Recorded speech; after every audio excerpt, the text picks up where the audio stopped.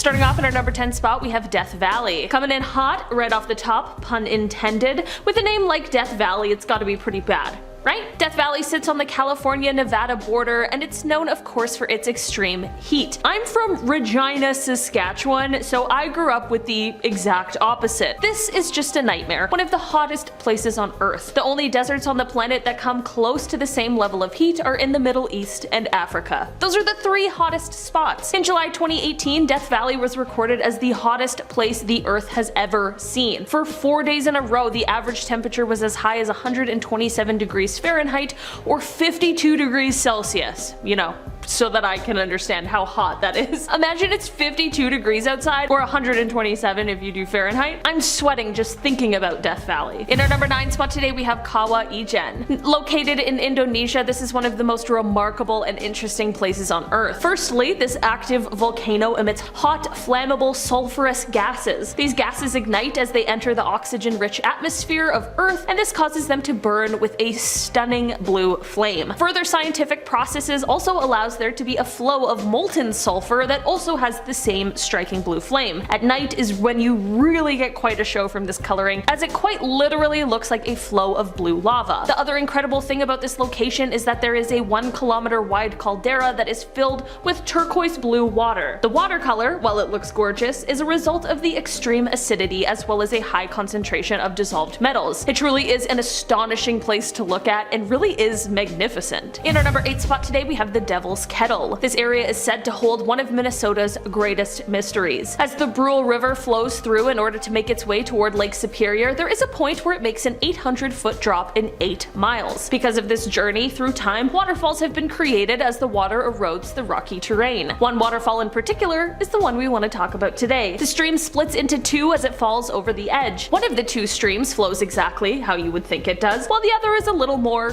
mysterious. On this side, the water rushes into a cavern that seems to go nowhere. This cavern never fills up somehow, but no one can figure out where the water is going. It's a strange phenomena that has resulted in the fall gaining the nickname the Devil's Kettle. It is said that people have tried to place things in the water that might help show them where the water is flowing to, but despite these efforts, the items were just never seen again. In our number 7 spot today, we have Lake Natron. We've got a few bodies of water on this list, and each one is horrible in their own unique way. Lake Natron in North Tanzania is considered one of the most inhospitable areas in the world. The lake's extreme levels of sodium carbonate decahydrate makes the water corrosive to human skin and eyes. The thing that really catches your eye and makes you want to investigate the lake further is its red hue. This is due to cyanobacteria, but the only animal you'll see in this area is a flamingo. The protection of this lake is vital for us and wildlife. In our number 6 spot today, we have Hessdalen Valley. This is an area that is located in rural central Norway, and while I'm sure it's a wonderful place, we're specifically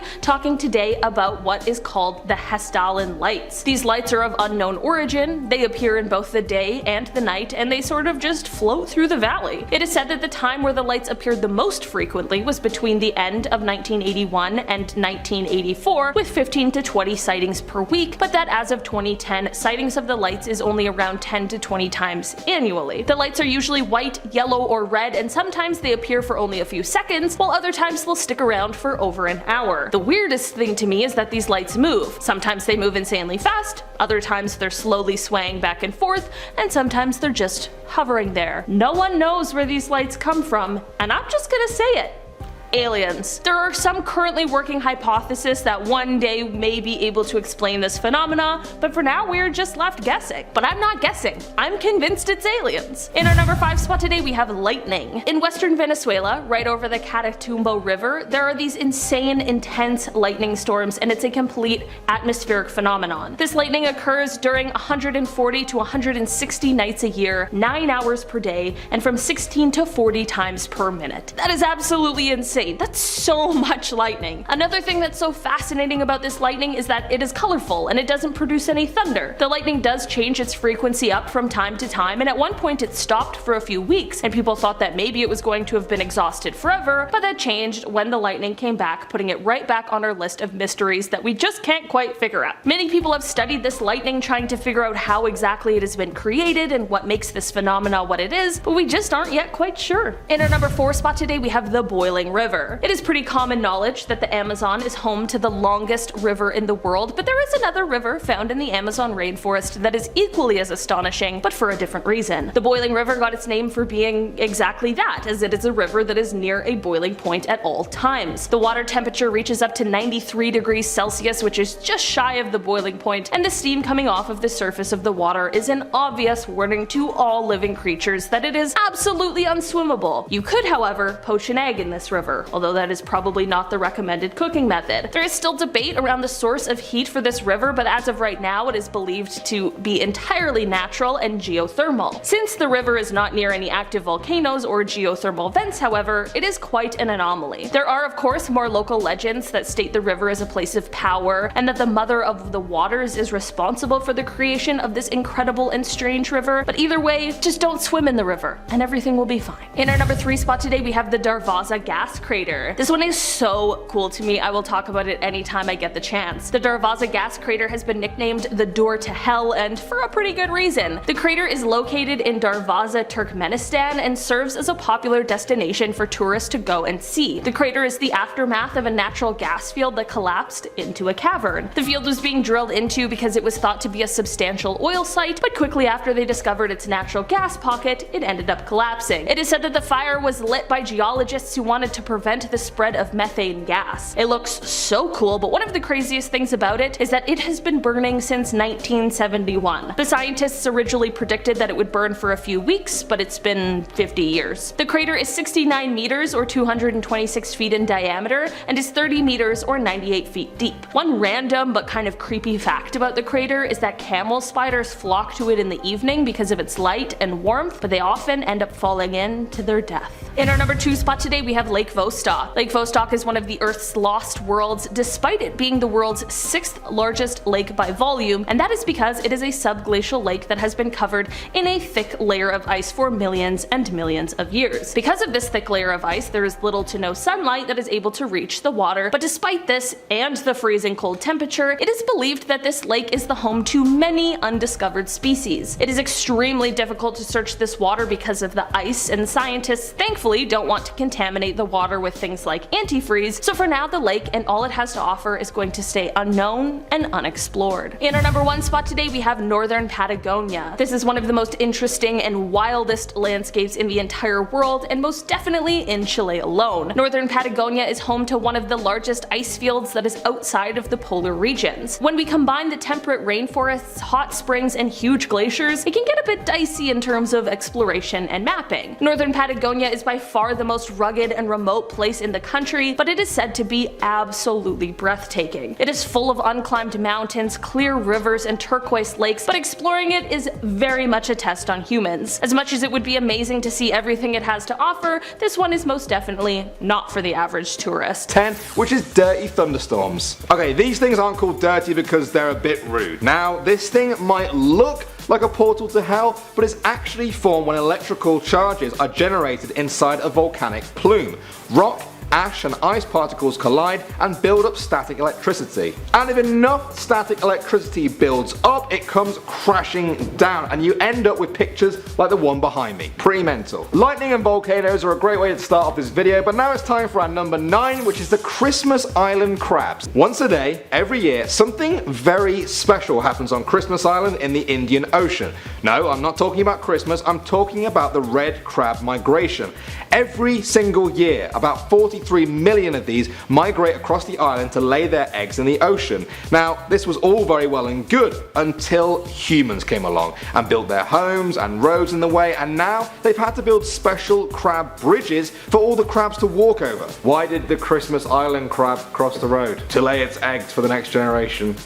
Yeah, I think that only really works with chickens. So let's move on to our number 8, guys, which is ice fumaroles. Now, although these might look like some kind of ice chimneys, they are actually totally natural. They form in Antarctica from volcanoes beneath the ice and snow. The heat from them rises and melts the snow to form a cave, and when the steam continues to rise, it freezes to form these icy towers with steam coming out of them. They can actually reach up to 60 feet in height. Pretty crazy stuff, but we've got a lot more ahead. Number 7 7 now, guys, which is the sailing stones. This is an amazing phenomenon where stones seem to move by themselves across the floor in places like Death Valley. For hundreds of years, nobody could figure out how these things seem to move by themselves year after year with no evidence of human or animal intervention. Well, after 7 years of research by a team of scientists, it was concluded that under certain weather conditions, enough water and ice can form to float rocks across muddy valleys in a light breeze, leaving the mysterious trails behind them. 7 years they tracked rocks moving across the mud. That's why I love science, doing the job that no one else wants to. From 7 years now to our number 6, we're talking about the reflective salt flats. In southwest Bolivia lies a 4,000 square mile area of salt flats. Now, salt flats are formed when water pools evaporate and leave behind all their salt. This one though is particularly special because when it rains, the miles and miles of salt and water form an incredible mirror that is so big and reflective that governments use it to calibrate their satellites. It literally forms a perfect mirror of the sky and is way more reflective than any ocean. Next time you tell someone to go and take a long hard look in the mirror, tell them to do it in this one. Anyway guys, let's move on to our number 5, which is bioluminescent waves. Okay, this thing is mental. It looks like something made in Photoshop, but I promise you guys, this is totally natural. So what makes these waves glow like this? The answer is tiny microscopic organisms known as phytoplankton. These things are bioluminescent, which means they make their own light by turning chemical energy into light energy. Sometimes these little fellas get caught in ocean currents, brought to the surface and pushed onto beaches, and when that happens, the results can be spectacular. So we're at number 4 already, and I want to show you guys something amazing called columnar basalt. It might sound like a weird sciencey name, but it's actually a really cool phenomena caused by volcanic activity. The most famous example of this is probably the Giant's Causeway in Northern Ireland, and just look at those perfect looking pillars of rock. It looks like humans made them, but they were actually created by molten basalt intruding through chalk beds millions of years ago. Now, personally guys, I prefer the ancient Celtic myth about how these things were formed. Apparently the Giant's Causeway is all that remains of an ancient bridge built by 2 giants who wanted to fight each other. But we're at number 3 now, and it's time to get all creepy crawly with the spider web blanket. If you thought the thousands of spiders swarming over you only belonged in your nightmares or Harry Potter, then I'm afraid to tell you it's actually a natural phenomenon. Back in 2012, the Australian town of Wagga Wagga was flooded, which forced thousands and thousands of spiders up into plants and trees, where they ended up forming huge webs together that completely blanketed some parts of the town. They stayed on these giant platforms until the water subsided and they could all just return to their home. So next time there's a flood near your house, guys, don't worry about the water, you should be worrying about the spiders. But now it's time to move on to our number 2, which is the flowering desert. This event takes place in the Atacama Desert in Chile. It's a very dry place and receives less than 12 millimeters of rain a year, but every 4 or 5 years it gets a higher than average amount of rain, and suddenly the barren wasteland is transformed into a blooming miracle of nature. Countless seeds that lay dormant beneath the surface for all those years suddenly got the rain they needed to burst into life. Over 200 species of flowers appear, which in turn bring lizards, reptiles, birds and animals. Soon though, everything returns to normal with no sign of life until the next heavy rain. I guess that goes to show all good things come to an end, just like this video guys. Let's do a quick recap. We've looked at floods of spiders, we've even looked at rocks that move by themselves, but now it's time for our number 1, which is the Aurora Borealis. Otherwise known as the polar lights, the Aurora Borealis is a fantastic lights display that only occurs in the polar regions of Earth, but can sometimes be seen in more populated areas.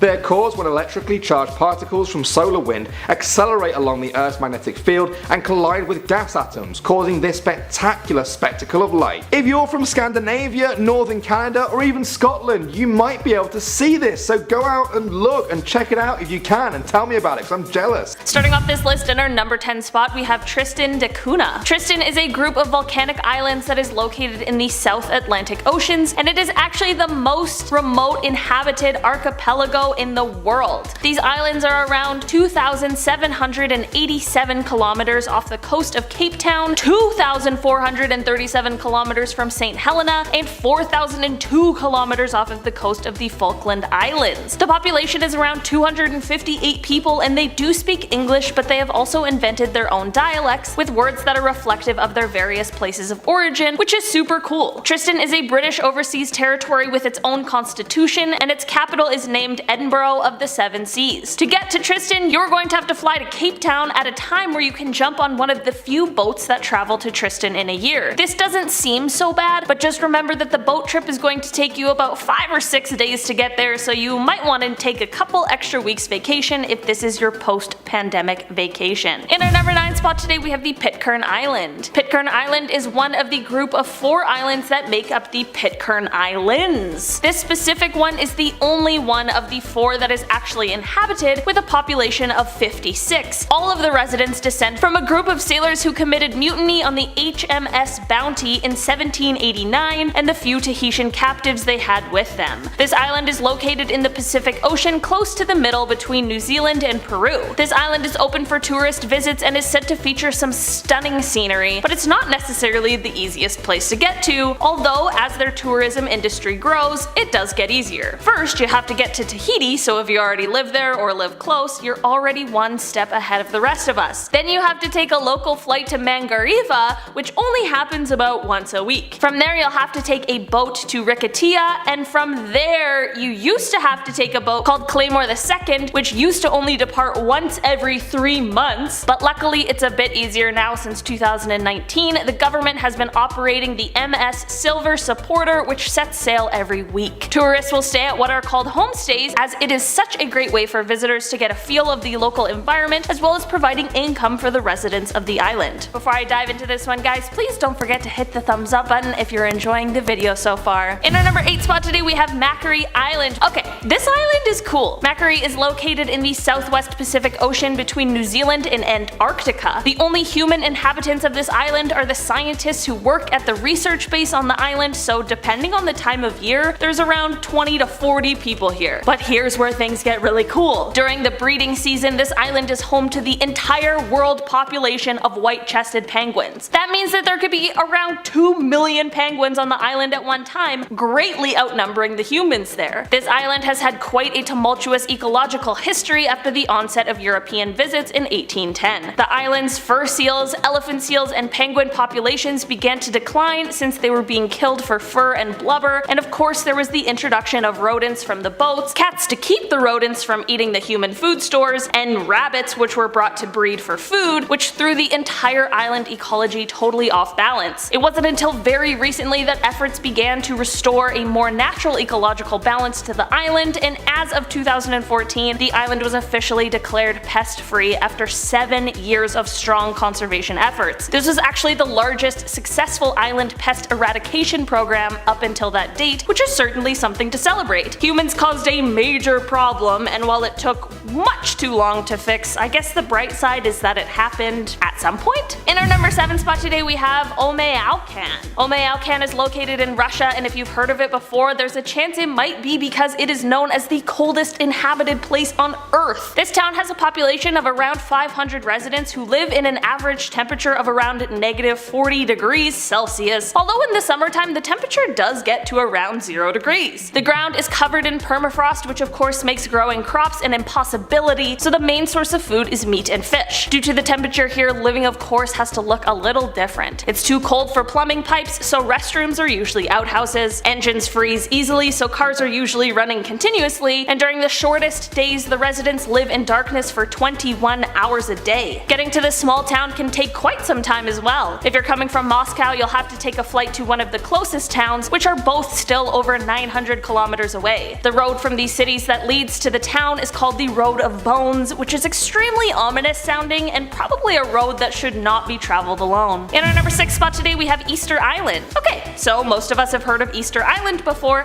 but did you know that it's one of the most remote places? Remember the Pitcairn Island we talked about before? Well, that island is the closest inhabited place to Easter Island, so clearly they're both pretty difficult to access. The closest continental point to Easter Island is a point in central Chile that is 3,512 kilometers away. Easter Island is of course a huge tourist destination as people come from all over to marvel at the iconic Moai statues that the island is famous for. There is much debate over when the island first became inhabited, with some experts claiming it to be around 800 CE, while others swear it was around 1200 CE, but but either way, the original inhabitants created an incredible, thriving life on the island. The island is currently home to around 3,300 residents, and in 2007, the island was given the constitutional status of a special territory. In our number 5 spot today, we have Kotomi. This town is located in one of the most remote areas of Greenland and actually requires a helicopter ride from the nearest airport in order to actually get to the town. It was founded quite recently, actually in 1925, by a Danish polar explorer and around 80 Inuit settlers, and is as far as you can get from any other inhabited area in Greenland. Despite this recent settling, based on ruins and other archaeological remains, it became clear that this area was once inhabited sometime in our history by Inuit populations of the past. There's around 450 residents, and the town is known for its wildlife that includes polar bears, musk oxen, and seals. This place can be a popular tourist destination because of the stunning northern lights as well as other natural wonders. Cruise ships also love to stop here, but that can be a little tricky considering 9 months out of the year, sea ice will block any ship from docking. In our number 4 spot today, we have the Siwa Oasis. Siwa is an urban oasis between the Katara Depression and the Great Sand Sea in the Western Desert. This oasis is one of Egypt's most isolated settlements, but it is home to around 33,000 people. The residents have developed a unique and isolated desert culture and language called Siwi, but they are also fluent in an Egyptian dialect of Arabic. The oasis isn't necessarily a super popular tourist destination as the closest city is Cairo, and the oasis is around a 5-hour bus ride away and is of course in the middle of the desert, but those who do take the trip certainly aren't disappointed. If visiting, you can enjoy some locally grown dates and olives, which I can only imagine are incredible. You can swim in Cleopatra's Bath, which is a mineral spring, and you can even stay at the Desert Eco Lodge, which is built from mud and salt. Tourism is actually a vital source of income for the oasis, so visitors are definitely welcomed. Because of how isolated Siwa is, the culture and traditions of the people who live here really have been preserved, which would make it such an interesting and wonderful place to visit. If I ever get the incredible opportunity of going to Egypt, I think Siwa would be on the top of the list for places to visit. In our number 3 spot today, we have La Rinconada. This town is located near the Peruvian Andes, very close to a gold mine, and is actually the highest permanent settlement in the world at 5,100 meters above sea level. Between 2001 and 2009, the population of the town increased greatly because the price of gold rose 235% during that time. Because of the elevation, the town has an alpine tundra climate and an average temperature of around 1 degree Celsius. Many of those who work for the gold mines here work under a pretty horrible condition of working 25 days of the month for no pay, and then 5 days of the month they can work for themselves and they're allowed to take as much ore as they can carry on their shoulders. But there's no guarantee that the ore will have any gold in it, however, and this terrible system is why many of the town's residents live in poverty. The town is a 6-hour bus ride from the nearest city on unpaved roads, and there isn't really a regular bus schedule, which makes it a fairly difficult place to go. In our number 2 spot today, we have the Cocos Islands. The Cocos Islands are an Australian external territory located in the Indian Ocean and comprises a small archipelago that is around halfway between Australia and Sri Lanka. The Cocos Islands consist of 2 coral atolls that are made up of 27 different coral islands. Out of these 27 islands, only 2 of them are inhabited, with a population of around 600 in total. Because of the isolation of the islands, the people who live here have really kept their language and religious practices as well as other traditions alive, which is such a great thing. Visitors of course have so much to learn about the inhabitants' traditions, but other than that, tourists can go kite surfing, snorkeling, surfing, and bird watching. One of the islands was actually even voted to have the best beach in Australia. One of the islands does actually have an airport with 1 single runway, and a flight can be taken to the island from the closest city, which is Perth, at 2,700 miles away, but the flights only happen around twice a week. In our number 1 spot today, we have Palmerston Island. Palmerston Island is a coral atoll located in the Cook Islands in the Pacific Ocean. Palmerston is a very small islet in a series of small islets that are located on a ring of coral reef that encloses a lagoon. The only one of these islets that is inhabited is one that's named home. The closest island to Palmerston is Rarotonga, which is the capital of the Cook Islands, and it would be about a 2-day sailing trip to make it the 500-kilometer distance. But if you aren't already on that island or planning to stop at both islands, the closest trip would be about an 8-day sail from Tahiti. Since the islet is so small, there of course is no airport, so ships are the only way to get here, and supply ships only visit the inhabited island a few times a year. The reef only allows room for smaller boats to pass through, which makes any kind of larger ship unsafe safe to pass. The island does see a tropical climate, but it is very exposed to tropical cyclones, which of course would cause a whole bunch of problems. Number 10. Play areas. These are really specific to late 90s and early 2000s babies. The dream takes place in an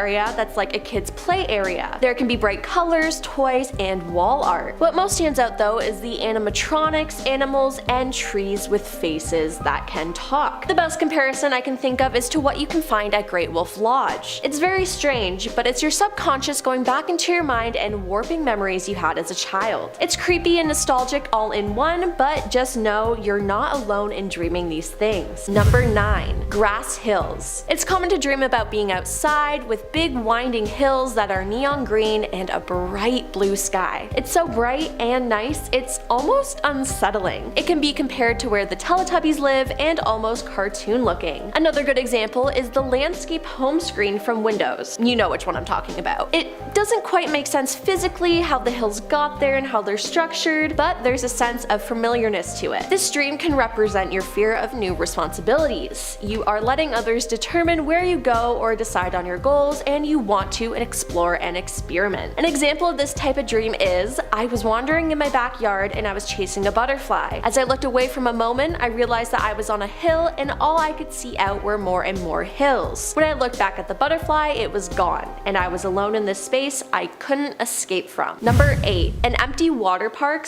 / pool. It's common to dream about an empty water park or pool area. It's a confined area of water, whereas dreams about open water, lakes, and oceans are seen as being free and endless possibilities. These places are about being contained. It's usually in a dark room or at nighttime, and the water can be green and murky. This type of dream is an indication of anxiety, stress, and other negative thoughts. It could imply that challenging situations are coming your way as a result of lack of preparation and effort. This dream encourages you to work harder and consider the consequences of your actions. An example is, I keep having a reoccurring dream about some kind of abandoned water park. It's like a giant square pool with massive slides going into it, nothing else. And in these dreams, I'm in one of these slides heading into the mossy, dirty, and stagnant water. It's quite horrifying to say the least, and sometimes the dreams lead onto a feeling of drowning. Yikes. Number 7. A parking lot. A dream that comes up for a lot of people is dreaming that you're in a parking lot at night. It's dark and cold, and there are either no cars or only a couple, and I'm not sure which is worse. Usually, you can't make out if you're in a parking lot in front of a store or just out in the middle of nowhere. Dreaming about this means that you're having a problem accepting an aspect of your own character. Somebody may be pretending to be somebody they are not and are hiding under a facade and is a harbinger for someone who is mysterious. An example is, I exited a building at nighttime and I was in their parking lot. There were maybe 1 or 2 cars there,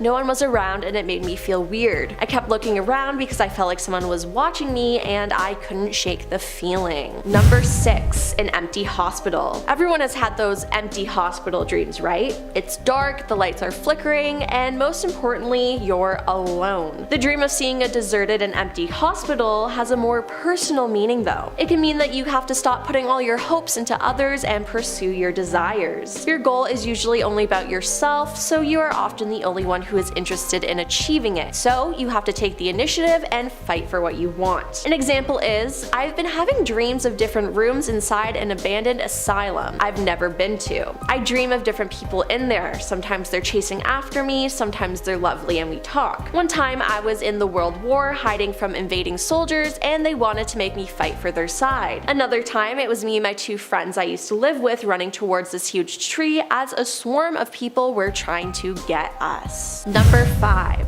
An abandoned food court / mall. Many people dream about an abandoned food court and mall. It's usually somewhat familiar, like that old mall in your hometown that shut down. It's dark, dingy, and there's an eeriness to it. The floor is filled with pale colored tiles and there's abandoned tables and chairs. Dreaming of this represents the dreamer's feelings of being unwanted or unloved. It may be due to lack of control in your own lives, which reenacts what it would feel like to lose or leave the surrounding things, signifying signifies sadness or depression. Shopping often has to do with making choices, and it's associated with decisions and preferences. An example of this dream is I was on a date in a mall that I've known all my life, but it looked very different in the dream. We were talking and having a good time, but the thing was the mall was completely empty and there were no people in it at all. At one point in the dream, we went to an arcade that I'd been to as a child. I remembered this arcade as always being one of my favorite places to go as a child, and of course, since the mall was so empty, the arcade was empty too and almost looked run down. In the dream, I felt this sort of sadness on how empty and run down it was, as I always remembered it being a fun and lively place in my childhood. Number 4. A dark hallway. This is a creepy one. Dreams about long, dark hallways you can't see at the end of are common. You feel trapped and scared, not knowing where the hallway leads to or if there's anyone else there with you. It's particularly frightening to those who are scared of the dark. It's said that a long and dark passage indicates insecurity, discontent, nostalgia, and worries. If you find yourself in the passage, this means that you are in trouble. If you are brave enough to go through the passage, this suggests that you will overcome difficulties. To dream that you go through a dark tunnel means that you can accomplish what you wish, but first you will suffer some disappointments. An example of this is I dreamed that I was in prison with my mother. At one point I lost my mother and there was a fire alarm ringing and I was confused and lost and didn't know where to go because there was no guard. So I walked around and fell on the ground where I was looking straight down at a dark hallway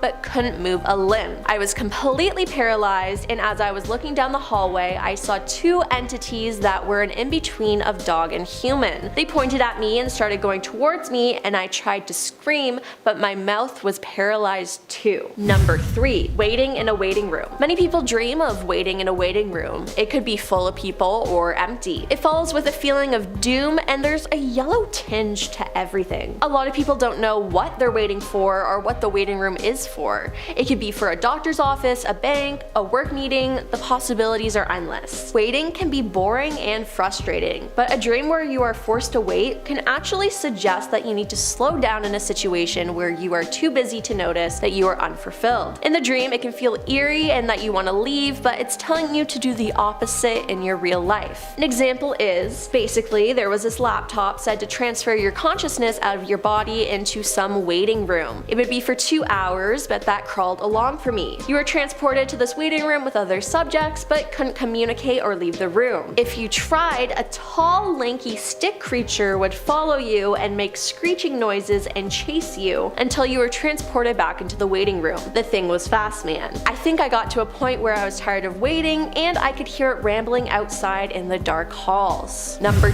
2. Doors in the middle of nowhere. Another common dream is seeing doors in the middle of nowhere. No matter if it's in the middle of a field, a body of water, or the middle of a room, it's somewhere where a door shouldn't be. We've all likely heard a number of sayings about doors. Don't close the door on an opportunity, leave the door open for love, when one door shuts, another one opens. Each of these is about being open and available to something. When you dream about an open door or walking through a doorway, this could be about moving forward into a new opportunity in your life. It could be about something you are currently going through or something you are looking forward to, something you yearn for. It's said that seeing doors in your dreams relate to a period of transition or change, whether it's positive and full of opportunity or representative of a more fearful, apprehensive time in your life. Doors can represent mystery in our lives, both good and bad. The doors create a barrier and the unknown lies behind the closed door. Until you open the door, you don't know what's behind it. It's a subconscious thing that many people experience, but it's specific to you and what you're going through in life. And number 1, the back rooms. For those of you who don't know, the back rooms is an urban legend. The back rooms are an alternate dimension, but one that is not like many other alternate dimensions in the universe. While others seem to be pocket dimensions that are linked to our own reality, the back rooms runs deep inside our own reality, meaning there is no physical way to enter it. Rather, a person enters the back rooms when in a state of deep despair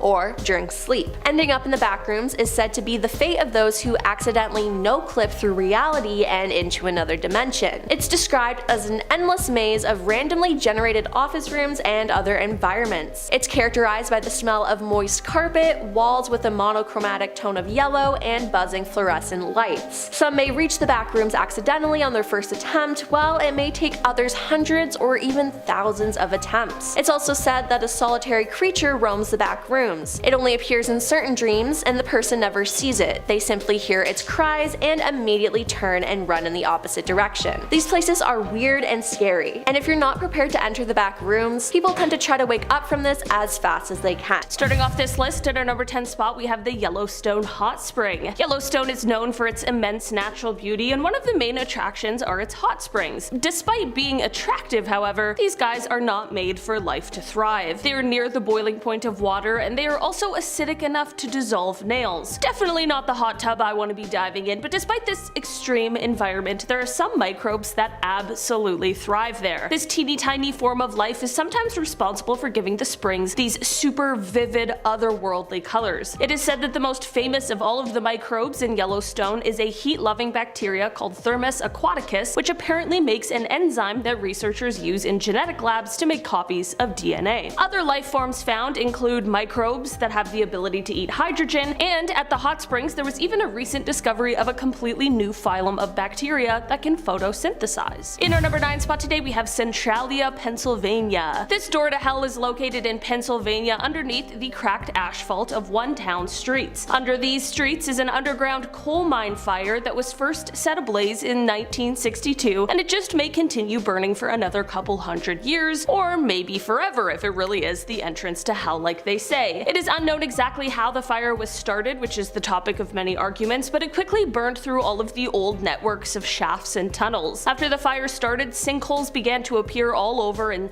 steam plumes, which were full of lethal amounts of carbon monoxide, began to rise from the ground. People started to compare what was going on underneath the city to what hell must be like. Once 1984 rolled around, the government began urging people to leave the city and even claimed to help with relocating costs, but as of 2013 there were 8 residents who refused to leave, and they ended up settling a lawsuit that included a $349,500 settlement and the right to reside in the town until the end of their lives. In our number 8 spot today we have the Mariana Trench. This deep dark place is marked as the deepest point on Earth, and it is not the most friendly environment. Not only is it cloaked in darkness, but it also has immense pressure that we certainly cannot withstand. Close to the surface of the ocean, we're sitting at a base of 1 atmospheric pressure, and when you go just 10 meters deep, that number already doubles. Considering the Mariana Trench is 11,000 meters deep, this is obviously going to increase greatly. The pressure causes the air in your body to compress, and the deeper you go, the more dense the water becomes. While the concept of increasing pressure is easy to understand, it truly is hard to conceptualize how this change happens and just how deep this trench really is. 1 atmospheric pressure is 1.01325 bars, which is the unit used to measure pressure. So, like I mentioned before, this is where we are sitting when we are close to the surface of the ocean, but in the depths of the Mariana Trench, that number skyrockets to 1,086 bars, which apparently would be the equivalent of 100 elephants standing on you. That's a little easier to understand. So it's suddenly making a lot more sense as to why people don't journey down to the Challenger Deep very often, but despite that, this is a place that is absolutely teeming with life. In our number 7 spot today we have hydrothermal vents. Speaking of the Mariana Trench, located here is a part of the Pacific Ring of Fire, which is a tectonically active region where plates are colliding and causing subduction, which is how the trench itself was formed. Through this tectonic activity, as seawater seeps downward through the oceanic crust, it gets really hot and becomes very rich in chemicals. This leads to the water becoming so buoyant that it comes back out of the surface of the sea floor, and this is what is called a hydrothermal vent. The water coming out of the vent is that same super hot, super chemically rich water, and it is an extremely important part of underwater ecosystems. The water from the vent is highly acidic and hot, while the water in the depths of the ocean is slightly basic and freezing cold. There are many different smaller species who come to the vent areas because of the chemicals in the water as well as the heat, which helps certain types of food sources grow, which they then want to consume. This then leads to it being a feeding hotspot, as larger predators can also come to the vent to feed on other smaller organisms that are already feeding in the area. There are usually a high amount of animals found in the area of a hydrothermal vent, but not a wide variety of different animals, as the temperature extreme is not suited for everyone in the deep sea. In our number 6 spot today we have the Galapagos Islands. Okay, this is one of my favorite on this entire list because it's just That's so crazy. Basically, the Galapagos Islands were pretty inhospitable to life, and you might be thinking, well, things live there, so how could that be true? These islands emerged in the middle of the Pacific Ocean, sort of as the cap on a still active volcano. That still active part is definitely a key there. The heat from the volcanoes basically sterilized them, and not only this, but they were 600 miles from land. Everything that lives on the island now naturally found its way there. Plants with seeds who flew through the wind, animals that rode in somehow on a current, vegetation that came on the back of a turtle. It truly is just remarkable. Of course, humans have interfered now and brought some different species, but even so, it really is just a very cool origin story. In our number 5 spot today, we have a nuclear reactor. This is probably the one place we could all just fully agree that life shouldn't exist, right? Well, there is one bacteria that is so hardy and so tough it can actually grow and thrive here. Deinococcus radiodurans is the most tough bacteria on Earth. It can withstand even the most extreme conditions such as cold, dehydration, vacuum, and acid, but the craziest part is that it is virtually radiation proof. These little microbes can withstand several thousand times the amount of radiation a human can withstand, as well as more radiation than any other bacteria on Earth. This superpowered bacteria is so strong that scientists can't quite figure out how it got this way. This has led to a hypothesis that suggests this bacteria may actually be from an alien planet, perhaps even Mars. Jury is still out on that for sure, but either way, a nuclear reactor is still pretty intense. In our number 4 spot today, we have the stratosphere.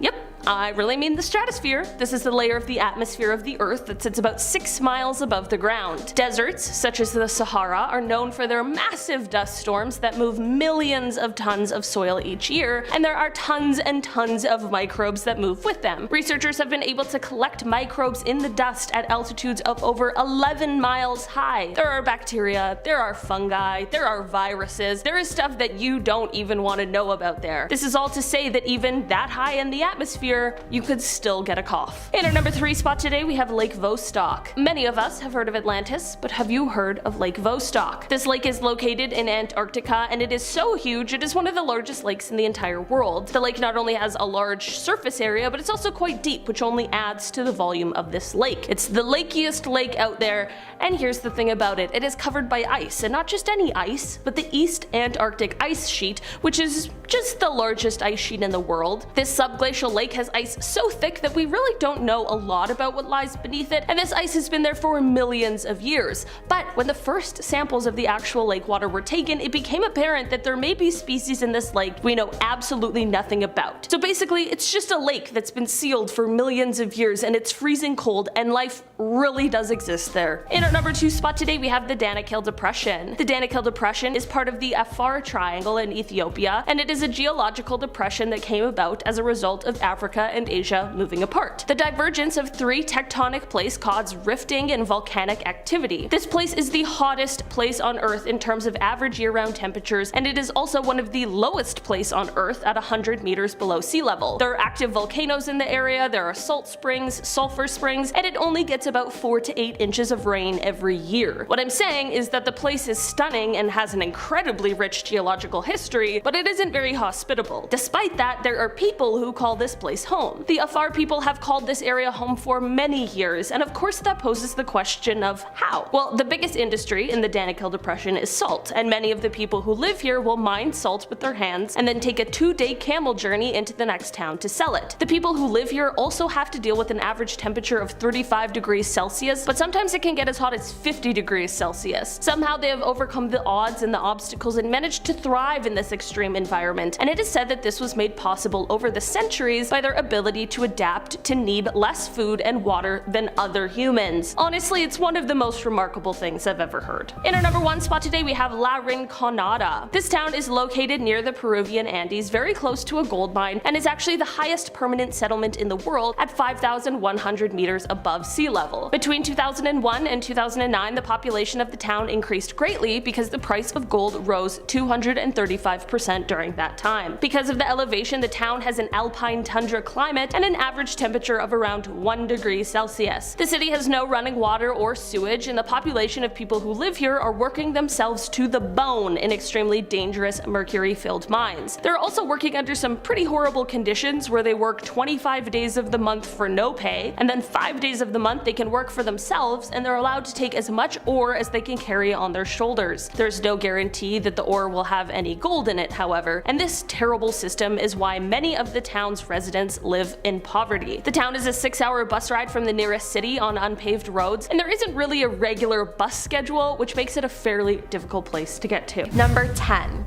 Dracula's Castle in Bran, Romania. Bran Castle is a castle in Bran, Romania that is a national monument and landmark in Transylvania. It's commonly known outside of Transylvania as Dracula's Castle because it's the only castle in all of Transylvania that actually fits Bram Stoker's description of Dracula's Castle, even though he never visited Romania. Most historians agree that Vlad III Dracula never set foot in Castle Bran, which was neither a friendly place for him to visit nor under his rule.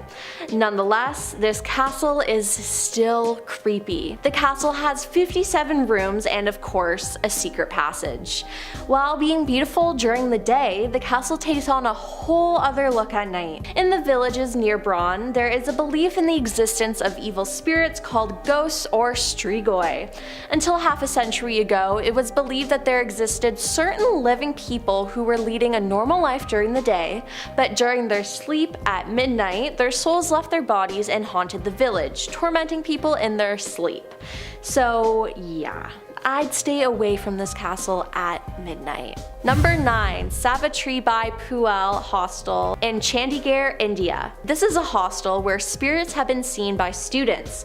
Apparitions with and without heads are noticeable from the windows of some of the hostel rooms, accompanied with loud thumps. The hostel security official Bal Karan said, "I suddenly heard a lot of shouting from the 5th floor. It must have been around 3 a.m. then. When I reached the girls, they claimed they saw a mysterious person floating around. I checked the entire premises with 2 colleagues but couldn't find anything. Experiencing goosebumps at the slightest mention of a floating apparition, girls in the hostel kept their lights on while sleeping and let music play in the background."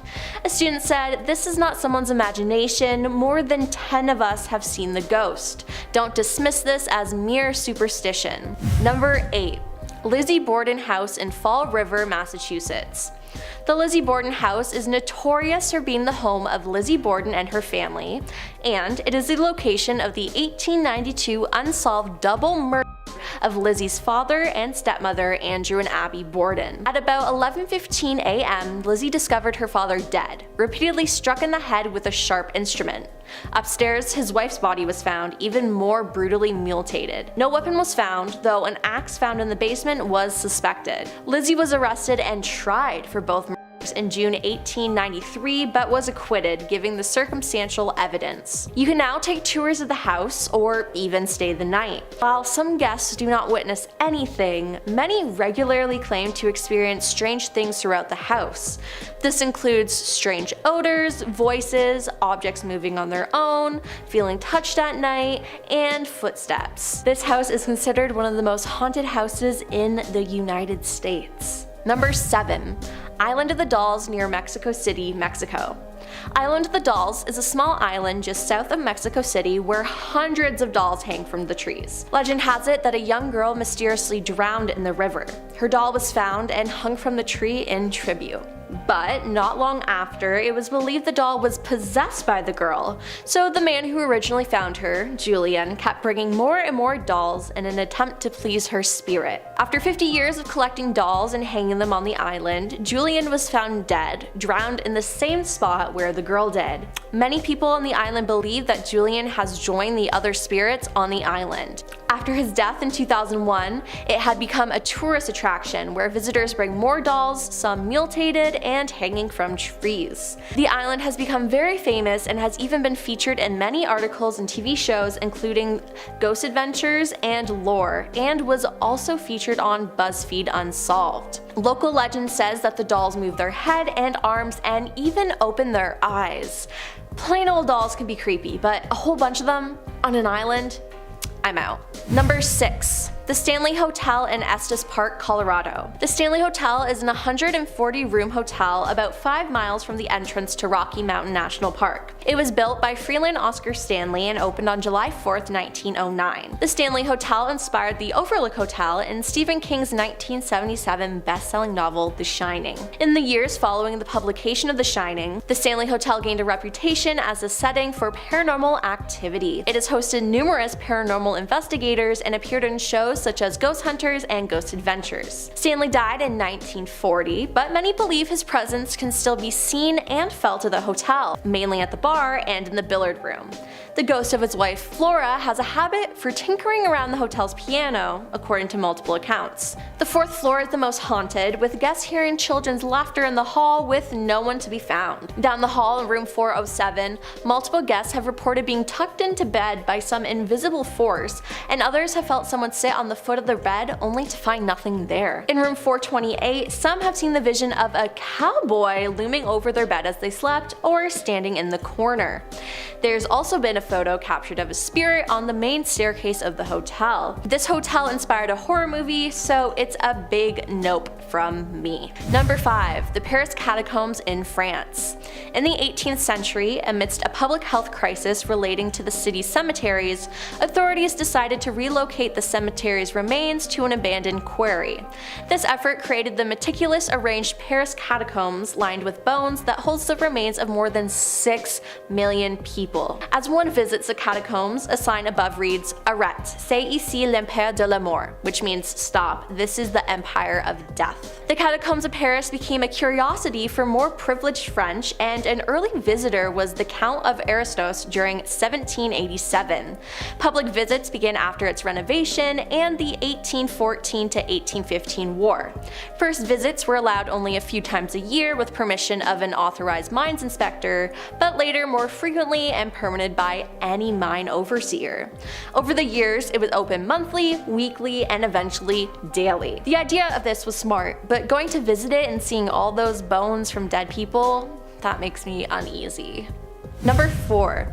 Hoia Baciu Forest in Cluj-Napoca, Romania. This forest is located in Romania and it just looks creepy. It's filled with crooked trees, contorted into strange shapes, almost as if they're attempting to warn visitors.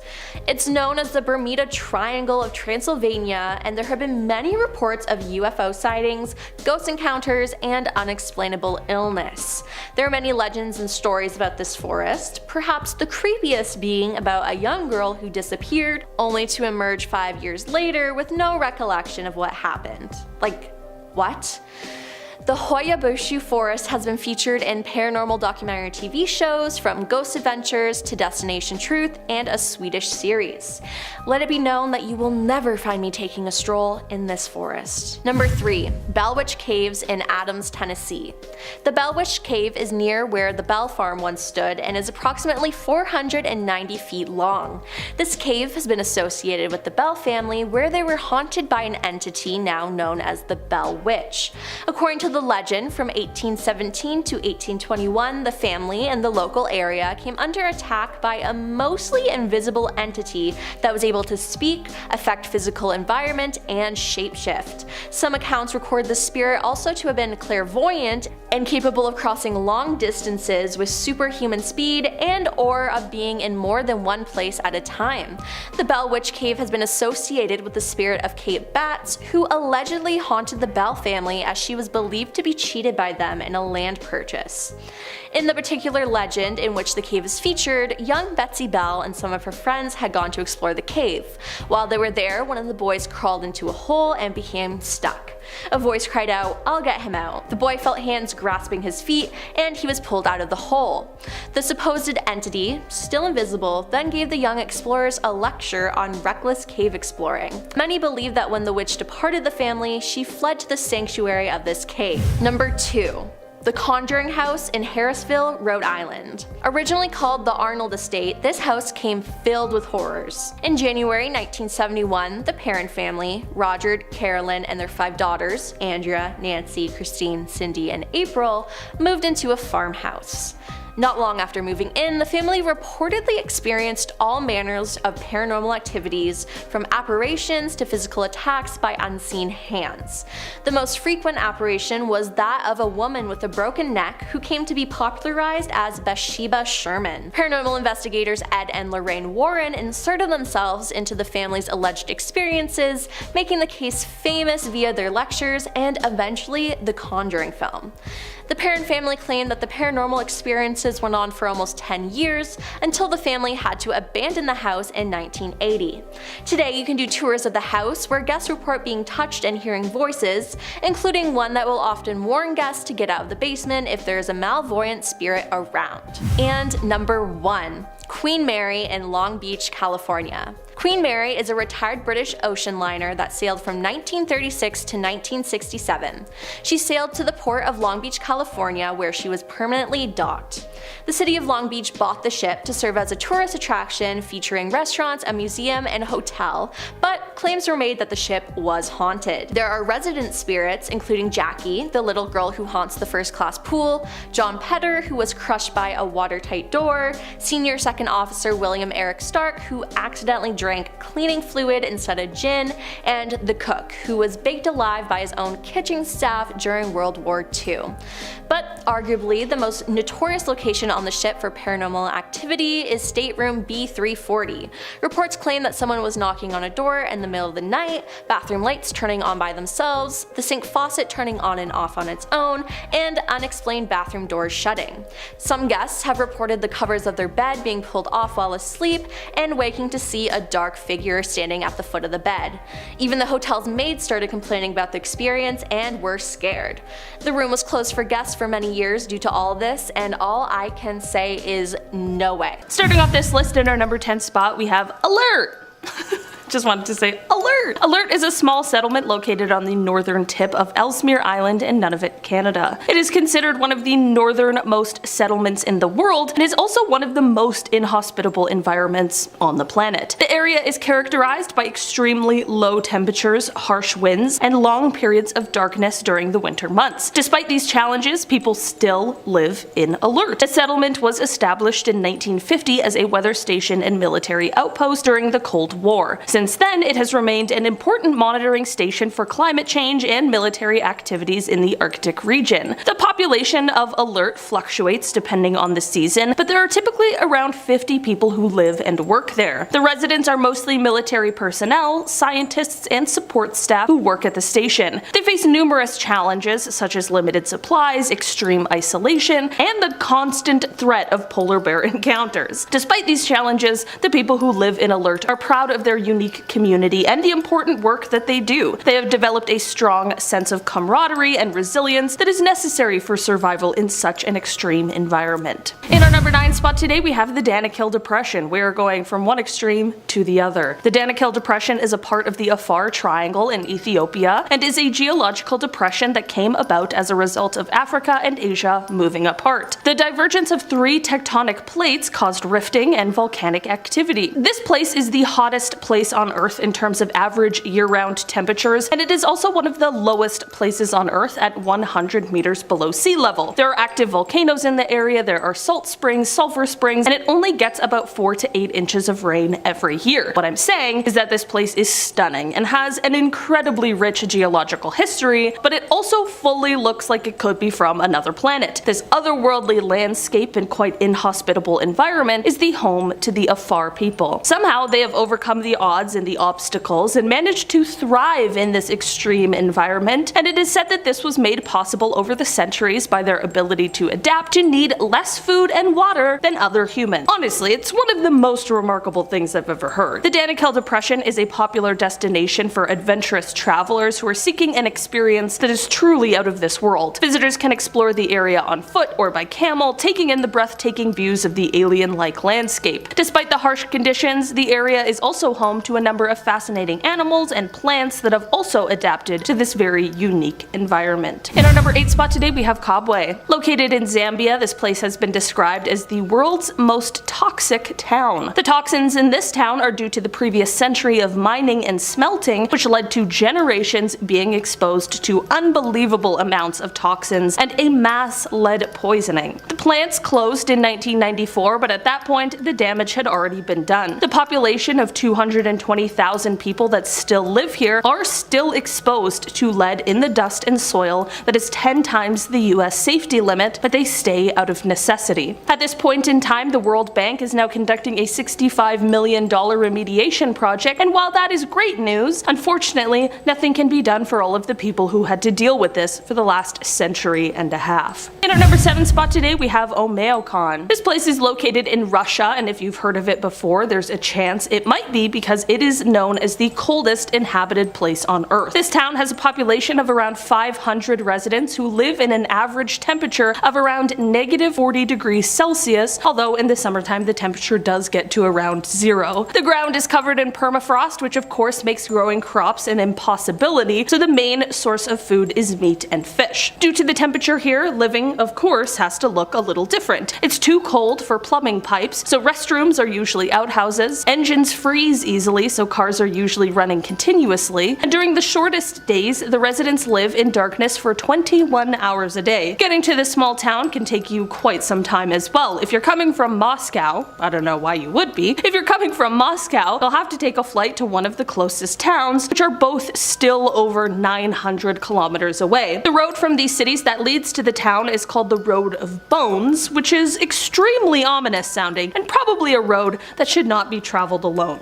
just in case. In our number 6 spot today, we have Salar de Uyuni. Salar de Uyuni is the world's largest salt flat, located in the southwest of Bolivia, near the crest of the Andes. The area spans over 10,000 square kilometers and is characterized by a stunning, otherworldly landscape. This peculiar place was formed by the evaporation of a prehistoric lake, leaving behind a thick layer of salt crust that stretches as far as the eye can see. During the rainy season, the salt flat becomes a giant mirror, reflecting the sky and clouds in a breathtaking spectacle. It is truly unbelievable. It looks completely fake and is somehow very real. The unique terrain and climate of the area has also given rise to many unusual natural formations. The flat is dotted with small islands of rock and gigantic cacti, which serves as a haven for a variety of animal species. Yeah, I said giant cacti. While this place is mostly devoid of life, plant or animal, that is save for these cacti that can grow to be 12 meters or 39 feet tall. The area is also home to many active geysers and hot springs, as well as colorful lakes that are filled with flamingos during certain times of year. In fact, in November, this place becomes a feeding ground for 3 South American species of flamingo feeding on local brine shrimps. These are the Chilean, Andean, and rare James flamingos. Aside from its natural wonders, this place is also rich in cultural history. This area has been inhabited by the indigenous Aymara people for thousands of years, and they have maintained their traditional way of life and culture to this day.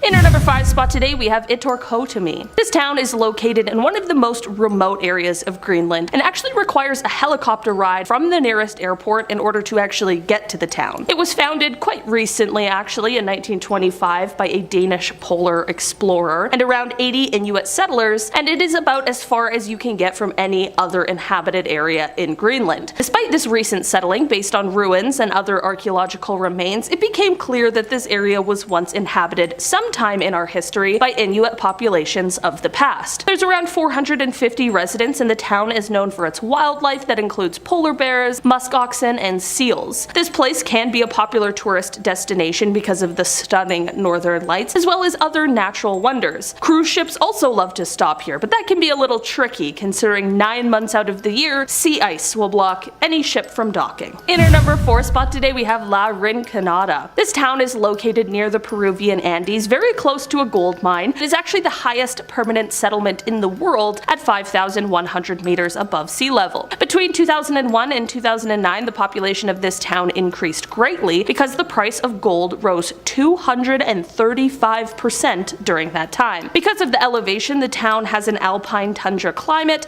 and an average temperature of around 1 degree Celsius. The city has no running water or sewage, and the population of people who live here are working themselves to the bone in extremely dangerous mercury-filled mines. They're also working under some pretty horrible conditions where they work 25 days of the month for no pay, and then 5 days of the month they can work for themselves, and they are allowed to take as much ore as they can carry on their shoulders. There's no guarantee that the ore will have any gold in it, however. And this terrible system is why many of the town's residents live in poverty. The town is a 6-hour bus ride from the nearest city on unpaved roads, and there isn't really a regular bus schedule, which makes it a fairly difficult place to get to. In our number 3 spot today, we have Lake Nyos. Lake Nyos is located in Cameroon, and it is different from any regular old lake because of the volcanic crater that it sits in. The magma floor releases carbon dioxide into both the water and the surrounding air, making it a less than ideal place to live and breathe. Usually the CO2 just dissipates into the air, mostly harmlessly, but in 1986 there was a limnic eruption that caused catastrophe. A limnic eruption is very rare, but it's what happens when dissolved carbon dioxide suddenly erupts from lake waters, which then goes on to form a gas cloud. The resulting gas cloud is extremely dangerous. It is capable of displacing the oxygen in the area, which of course is lethal to any living thing in the area, which is exactly what happened in 1986. This limnic eruption caused a noxious cloud of more than 1 million tons of CO2. This ended up taking the lives of the 1,700 people in the area, as well as the 3,500 livestock, which made it the first known large-scale asphyxiation caused by a natural event. Despite the threat of another eruption, as well as the lake's weakening walls that could result in a massive flood, people have resettled the area around the lake. I'm not gonna lie, I wouldn't risk it, which makes me wonder why these people chose here. I'm sure there's gotta be a reason.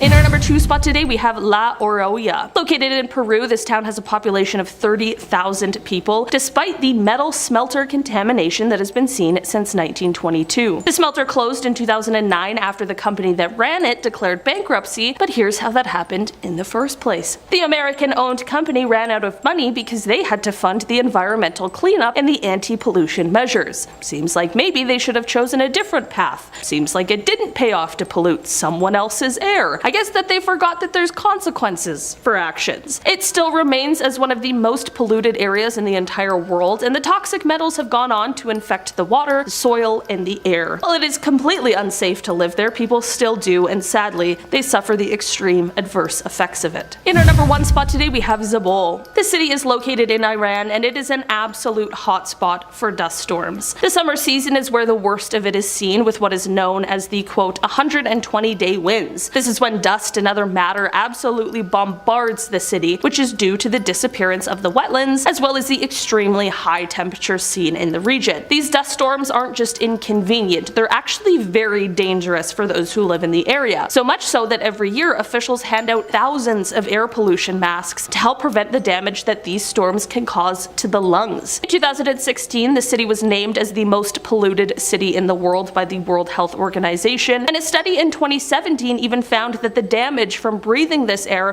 for 30 minutes outweighs the benefit of 30 minutes of cycling, meaning it is exceptionally detrimental. Number 10. Black Forest in Germany. The Black Forest in Germany is one of the most mysterious places on Earth, and is said to have inspired many tales by the Brothers Grimm, and if you know the originals, then you know it gets pretty dark. It gets its name from a 100-mile stretch of pine trees that are so dense, the sun struggles to reach the forest floor. If you choose to visit, it is recommended that you make sure to spend at least a good few days exploring it. You definitely won't be bored. There are natural hot springs on the northwestern border, which Romans used to take advantage of after long battles. Mark Twain once said that time is easily lost within these woods, saying that, and I quote, "Here you lose track of time in 10 minutes and the world in 20. So if you want to do as the Romans did, be sure to make this an addition to your travel plans, after all this is over. Number 9. Kwangsi Falls. Don't go chasing waterfalls, unless of course it's these ones, because man are they breathtaking. Kwangsi Falls are probably the most beautiful system of waterfalls in the world. Move over, Niagara, we get it, you're really big. big. The inviting turquoise water pours over limestone platforms and rocks, framed by lush greenery from the surrounding forest. The falls are the stuff dreams are made of and you may never want to leave. There is also a bear sanctuary nearby that you can visit. Locals recommend visitors try and go as early as possible before the falls get a little crowded. Number 8. The Sea of Stars. This one is actually on my bucket list. I've always wanted to see it and I've always wanted to go, and it's actually inspired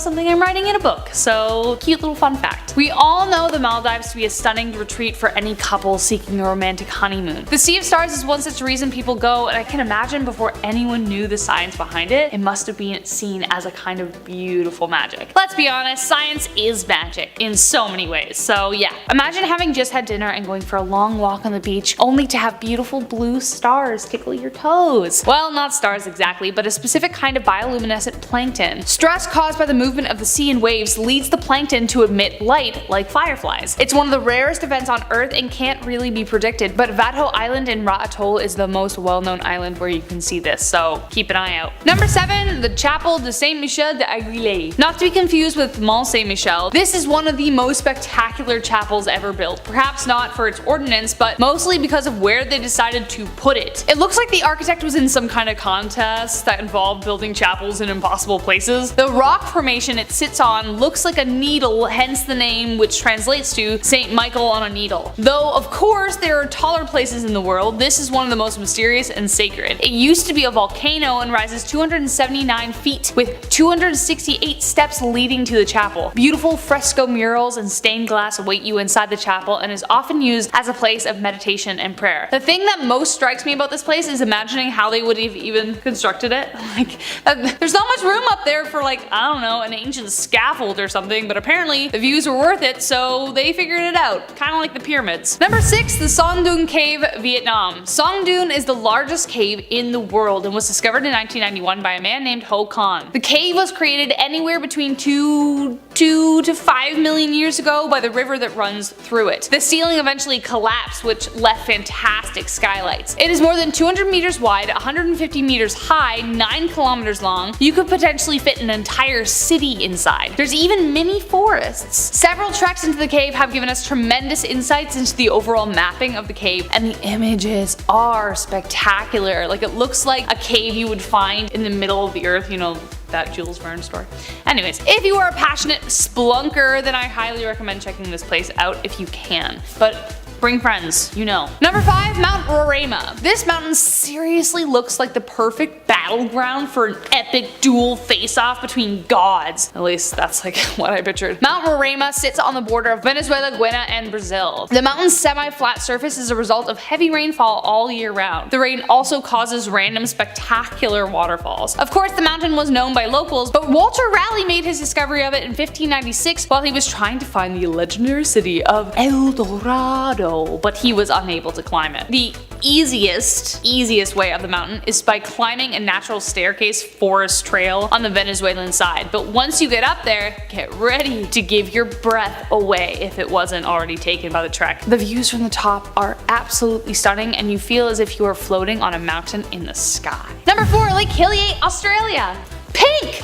It's pink! It's literally a pink lake. Nature got bored of the color blue and was like, make it pink, and so they did. Separated from the Southern Ocean by just a thin strip of sand, Lake Hillier sits in stark contrast to a bright blue ocean surrounding it. It was discovered in 1802 by Matthew Flinders when he led an expedition to the islands. Despite scientific testing, there is no distinct reason as to why the lake is so pink. Even if you pour it in a glass, it will still look pink. It's not just a trick of the light. Studies suggest that due to the saline quality and the presence of a special kind of microalgae, the algae produces carotenoids, which is a pigment found in carrots, so that could be one reason as to why it's a pink color. It measures 600 meters wide and is a remarkable image to fly above, especially in contrast to the blue ocean and the greenery around. Oh, gorgeous. Apparently it's safe to swim in, but it's incredibly hard to reach, but not impossible. So if you do decide to visit, get ready for a trek. Honestly, all these places, get your mountain boots on. Number 3. Salar de Uyuni. This is actually on my bucket list. It's been on my bucket list since I think I was around 10. Salar is the world's largest salt flat and can even be seen from space. Layers of salt lie between sedimentary rock, and it is estimated that around 10 billion tons of salt is there, but more importantly, lithium. You know, the material that powers smartphones, laptops, and tons more? Yeah. 70% of the world's lithium stores lie within Salar, and an entire industry has been devoted to the extraction. But other than the science, why is this place so magical? Well, on a still, calm day, a thin layer of water transforms the entire flat into the world's largest mirror. Ever wanted to feel like you're floating in the sky without jumping out of a plane? Well, this is the place to be. If you ever tire of such a sight, you can also check out the thermal waters to end your day. Number 2, the Waitomo Glowworm Cave, New Zealand. Honestly,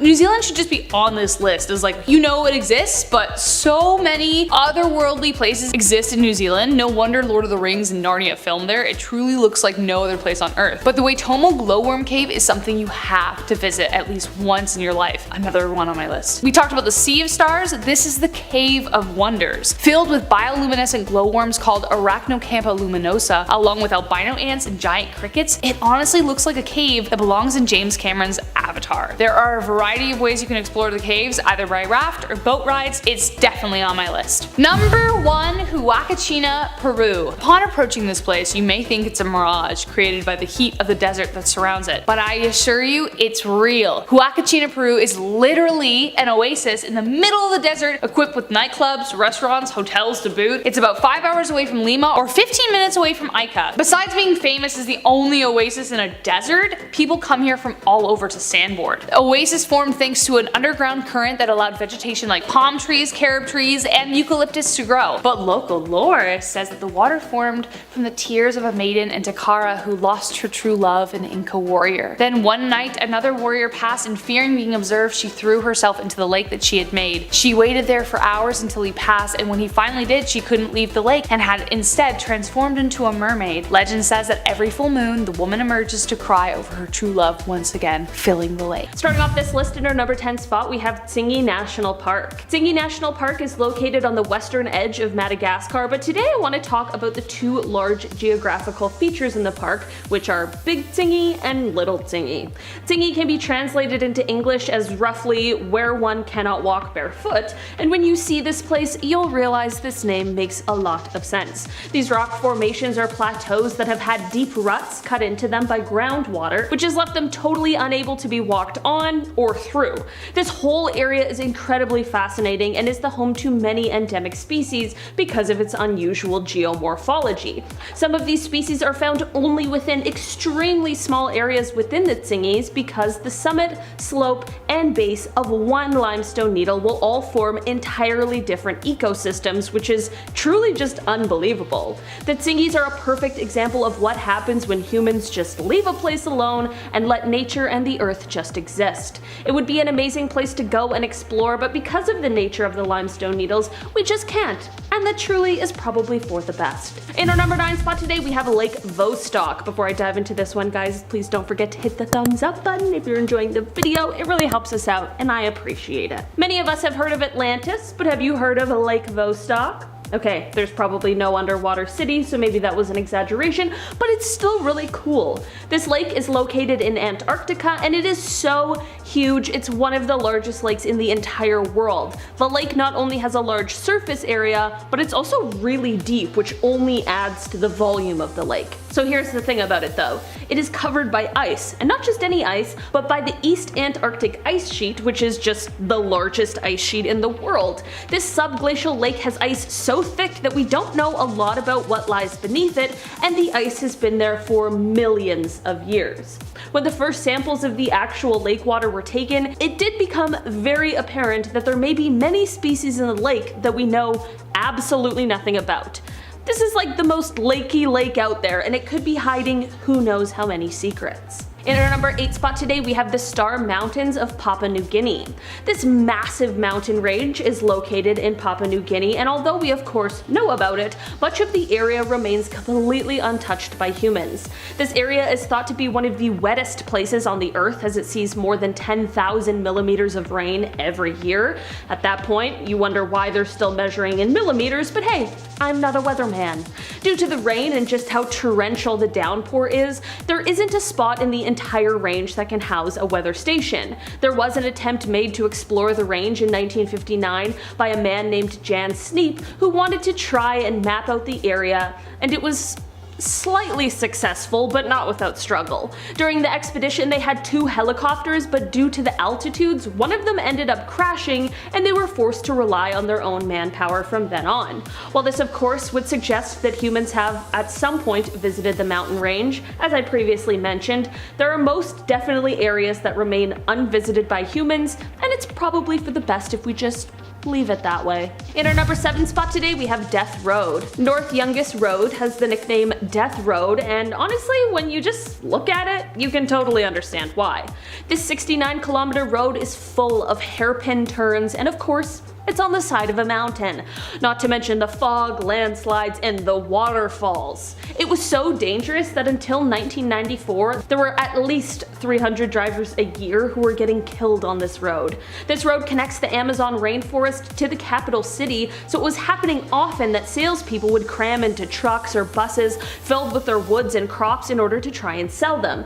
The issue, however, was that the sharp turns were not wide enough for these larger vehicles, which would, of course, lead to them falling off the edge of the cliff, which was always fatal. There have certainly been steps taken to make the road slightly more safe for tourists, but it still remains one of the most dangerous places in the world. It is such a shame though, because it looks absolutely beautiful. In our number 6 spot today we have the Sakha Republic. Russia is the largest country in the world, but there is an area in it called the Sakha Republic, which is the 8th largest territory in the world, and it remains mostly untouched by humans.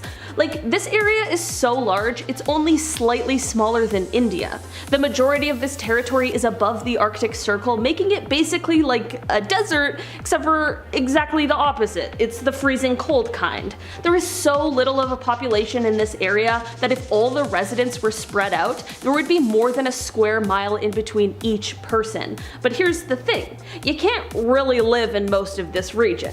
I mean, you can, but not without extreme difficulty. The ground is covered by permafrost, which of course has a huge impact on the ecology of the region. The Verkhoyansk range is located within this region, and that range is known as the coldest area in the northern hemisphere. Because of the extreme weather, much of the region has gone unexplored and untouched by man.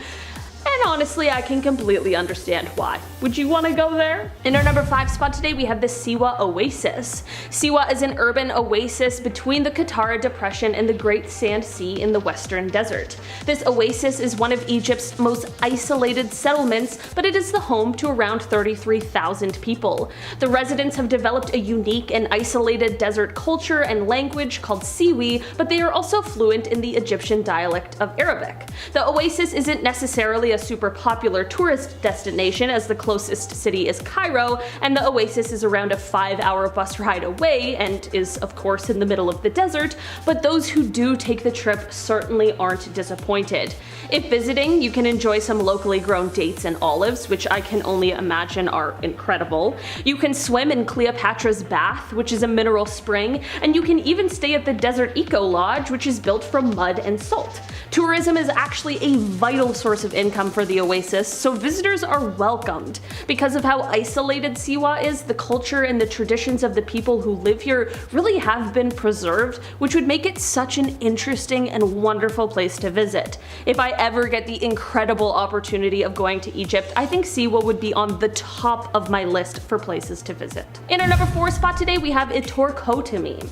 This town is located in one of the most remote areas of Greenland and actually requires a helicopter ride from the nearest airport in order to actually get to the town. Its modern discovery came quite recently, actually, in 1925 by a Danish polar explorer and around 80 Inuit settlers, and it is about as far as you can get from any other inhabited area in Greenland.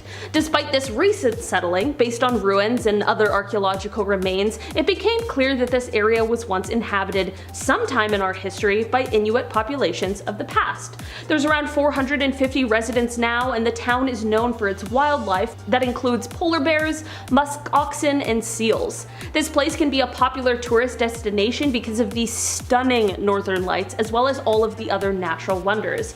Cruise ships also love to stop here, but that can be a little tricky considering 9 months out of the year sea ice will block any ship from docking. In our number 3 spot today we have Cape Melville. Cape Melville is located in Australia and it is the home to one of the lost worlds here on Earth. It truly wasn't discovered until recently, and that is due to the surrounding wall of granite boulders that are hundreds of feet tall. But inside this stone wall is an amazing, mysterious, and uncharted rainforest, which is just the coolest thing. Because of the more recent discovery and the lack of exploration, this area has been preserved in its natural state, which is something that's not easily found on our super populated planet. This place is only accessible by helicopter and has only seen one major scientific exploration, but on this one adventure, at least 3 new species were found. I'm sure there will be further research of the area to learn about all of the endemic species that live here and to study how they evolved to fit in this interesting ecosystem.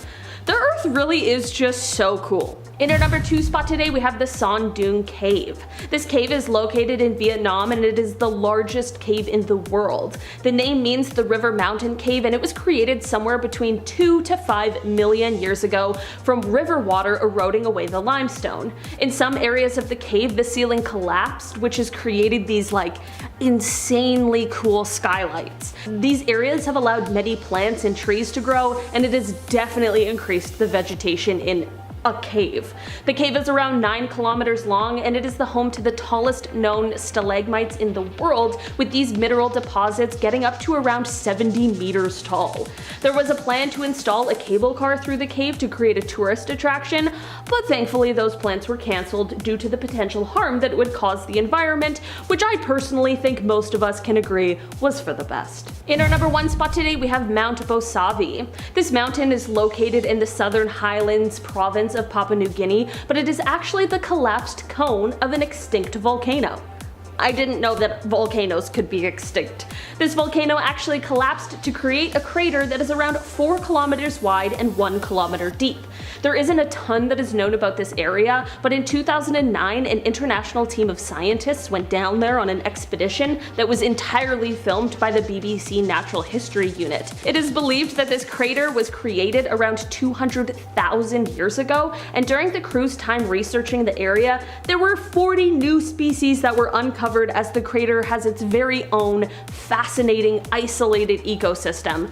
Who knows what more may be down there just waiting for us to uncover. So let's jump into this, guys, with our number 10, and we're going to be talking about probably the most famous canyon of all, although there aren't many canyons that I know about other than this one. It's the Grand Canyon. Located in Arizona, USA, the Grand Canyon is a natural gorge that runs for 277 miles and is about 6,000 feet deep and 10 miles across on average. The canyon itself is thought to have existed for 70 million years, but the Colorado River that's been carving into the bedrock there has only been doing so for about 6 million years. The amazing layers of rock that can be seen are a truly breathtaking sight to see and draw around 5 million tourists a year. But geologists love it even more, as each layer there is a different chapter for them in the Earth's history. The rock at the bottom is around 2 billion years old, and the rock at the top is 230 million years old. In English it's obviously called the Grand Canyon, which you can see why, it's a pretty grand spectacle to see, but in the Native American language there it's called Kaibab, which quite literally means mountain turned upside down, which I think is just awesome. On to number 9, and we've got the Taj Mahal in India. There's no doubt about it that this is one of the most exquisite buildings ever made. A lot of people recognize this totally symmetrical building, but some people aren't aware of its purpose and origins. Standing at 561 feet and made of white marble, the Taj Mahal is a mausoleum that was commissioned by the Mughal Emperor Shah Jahan to be the final resting place for his third wife, Mumtaz Mahal, after her death. Construction started in 1632 and was completed around 1653 after roughly 20 years of work. It took more than 20,000 skilled workers and architects to design and construct the entire complex, which includes a large garden, a reflecting pool, a mosque,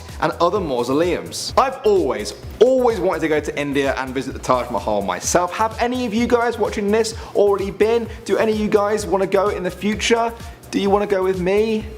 Probably not. Alright, let's just move on to our number 8, and we've got the Northern Lights and the Southern Lights, also known as the Aurora Borealis. It's quite simply the most incredible natural light display in the world. The science behind it is that when solar winds from the sun react with the Earth's magnetosphere, particles are thrust into the upper atmosphere and emit light as they lose their energy. The results of this are spectacular, but can only be seen near the Earth's magnetic poles. Places like Norway and the north of Canada are known for being the safest bet if you want to check out these northern lights. Although there are other good places like Iceland. Landon actually recently went there and saw the northern lights himself, although he said he had to wait out in the cold for hours and hours, but when he finally did, it was all worth it. Alright folks, for our number 7 now, we're going over to South America to talk about Machu Picchu. Hidden in the rocky Andes Mountains in Peru lies Machu Picchu, an abandoned Inca settlement that remained a secret to all but a few people until it was rediscovered in 1911 by American archaeologist Hiram Bingham. It sits about 18,000 feet above sea level and was thought to be a religious site constructed by the Inca Empire sometime in the 15th century. It was abandoned in the 16th century after the Spanish conquest of the Incas and left in ruin to be reclaimed by the surrounding jungle. At its peak though, Machu Picchu would have been one of the most incredible sites in the world, consisting of 200 different Inca buildings split into farming, housing and religious areas. I know quite a few people who have actually visited this site themselves, and I have to say I'm extremely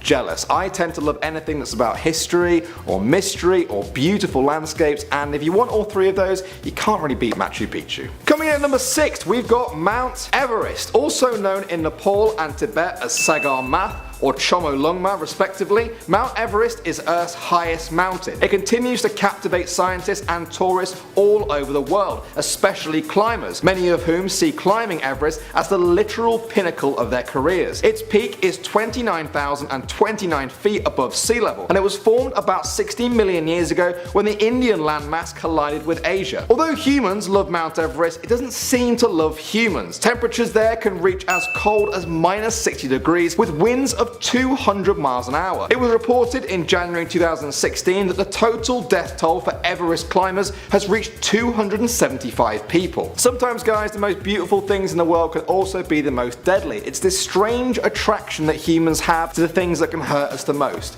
We're kind of weird. Also, before anyone says in the comments, I know that there are other mountains in the world that are taller from base to summit, but Mount Everest is still the highest point above sea level. Just want to clear that up. And now we're going to move on to our number 5, and we're going to go over to sunny Brazil and see Christ the Redeemer. This statue of Jesus Christ is arguably the most prominent landmark in the city of Rio de Janeiro. It was completed in 1931, stands at 98 feet tall, and is made of reinforced concrete that brings its total weight to about 635 tons. In 2007, it was voted into the new 7 Wonders of the World by members of the public around the world in a poll organised by the New 7 Wonders Foundation. Although the statue is visible from most parts of the city, 1.8 million visitors make the journey up to the peak on which it sits to be up close and personal with it. Since 2002, there have been escalators that will carry you up to the statue, but before that, you had to climb 220 steps to get to it. So now guys, if you're ever in Rio de Janeiro and you're a lazy person, you've got no excuse not to go and see it. On to number 4, and we're taking a dive to see the Great Barrier Reef. It's the largest collection of coral reef in the world, an underwater ecosystem built by colonies of tiny marine animals. The Great Barrier Reef is the most spectacular example of this natural phenomenon in the world. It's made up of 900 separate reefs and 900 islands that stretch for over 1,600 miles along the Australian coast,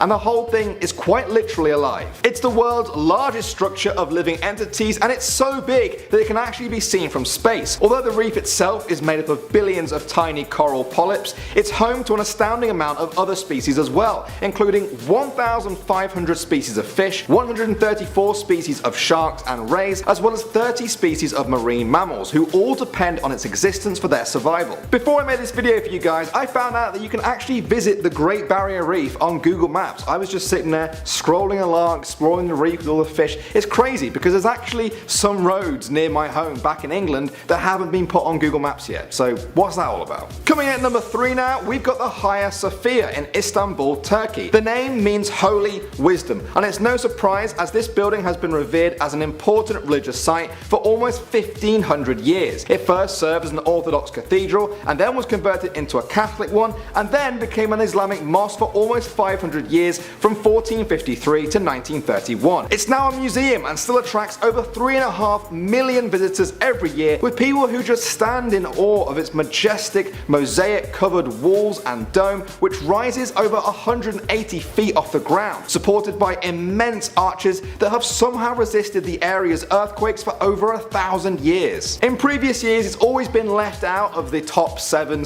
wonders of the world, and it's often just called the 8th wonder of the world, but here at Most Amazing Top 10 we go all the way up to 10, so we're not going to leave it out. Come on in, Hagia Sophia, there's more than enough room for you. At number 2 we've got the Great Wall of China. The Great Wall is the longest wall on the planet and is the biggest piece of ancient architecture in existence. Its oldest parts are 2,300 years old and its official length stands at an astounding 13,170.7 miles long. Its initial construction was ordered by Qin Shi Huangdi during the Qin dynasty, which connected and extended existing walls. Chinese armies were then stationed along the wall to protect against an invasion of the Huns. They even had a signal fire system like the one in Lord of the Rings to alert everyone on the wall if there was ever an attack. Since then, the wall was built upon and enhanced by many people over the centuries until 1644 when the Ming dynasty was overthrown. Today, the Great Wall attracts over 10 million visitors a year who walk along this piece of living history that had stood the test of time. And it's not visible from the moon, but it is visible from the Earth's orbit. Bonus fact. Well folks, we've almost reached the end of the video, and if you're still waiting for me to say Disney World, I'm afraid it just missed out, because our number 1 is the Great Pyramid. The largest of the Giza pyramids, the Great Pyramid has been a true wonder of the world for over 4,500 years since its creation. Its purpose is believed to be a tomb for the 4th dynasty Egyptian pharaoh Khufu.